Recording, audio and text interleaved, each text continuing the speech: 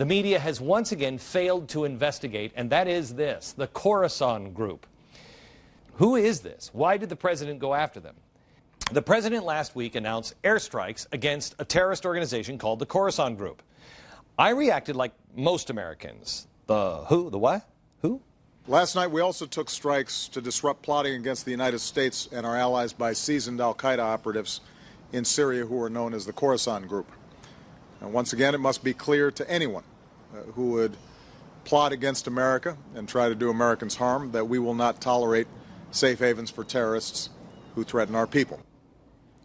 Okay. I'm going to talk to you about the Khorasan group here for just a second here.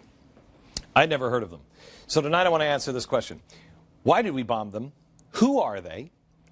Who is being helped by us taking them out? Is anybody besides us?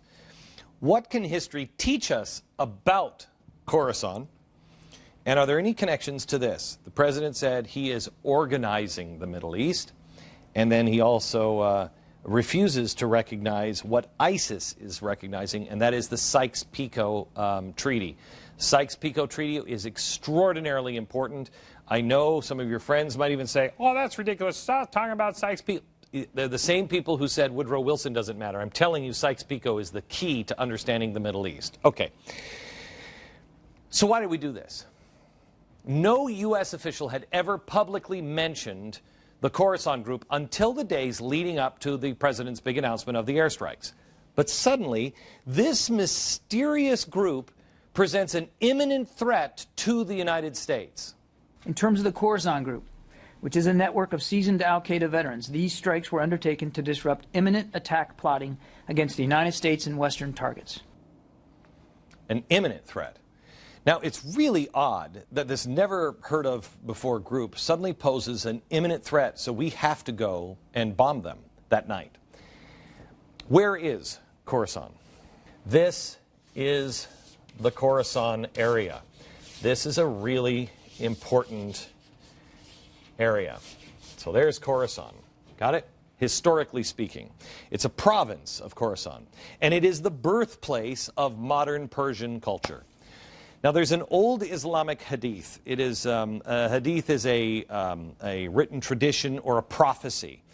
And in the prophecy, it says that an Islamic army will rise up from Khorasan, right here, and it will fight, and it will restore the entire caliphate map. Again, radical Islamic terrorists do not recognize the current lines, not even Iran. What are these lines? The map lines that you are seeing here that I'm going to erase are the map lines that we talked about last week. This is something that you must get your friends to understand. These map lines, according to these people, do not exist at all. Why? Because these map lines were originally drawn by the West. They were drawn by the French and the English, and those lines are called Sykes-Picot. So that is what this map looks like. There are no borders in this map. It's one giant border. Iran currently is here. This is Iran. But remember, Iranians, they believe in the 12th Imam. The 12th Imam is supposed to crawl out of a well, and he's supposed to come, they've already got a road built, and he's supposed to come from his little well, I'm wishing, and then he crawls out, and he goes down this road, and he comes to a place here in Iraq. And then what does he do? He takes and he makes a caliphate in the region as well, and their caliphate...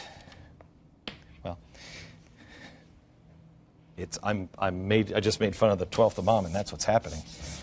Their caliphate is something like this as well. But they have to kill all the wrong Muslims. The Sunnis have to kill the Shias, and the Shias have to kill the Sunnis. It depends which one gets the caliphate.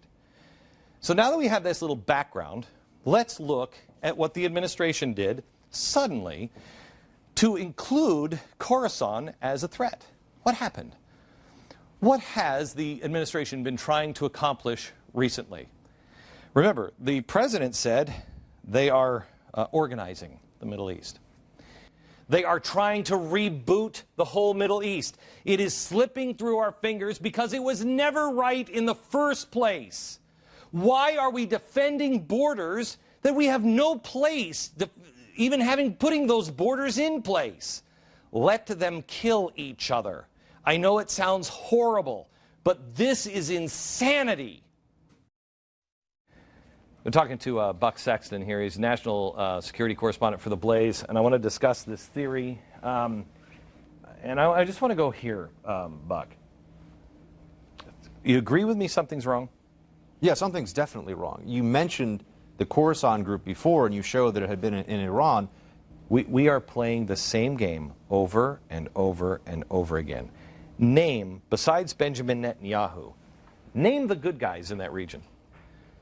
Oh, there's good guys for limited purposes. No. Name the good guys. Name the guys who are... King Abdullah of Jordan. He's on our side. That's pretty much it.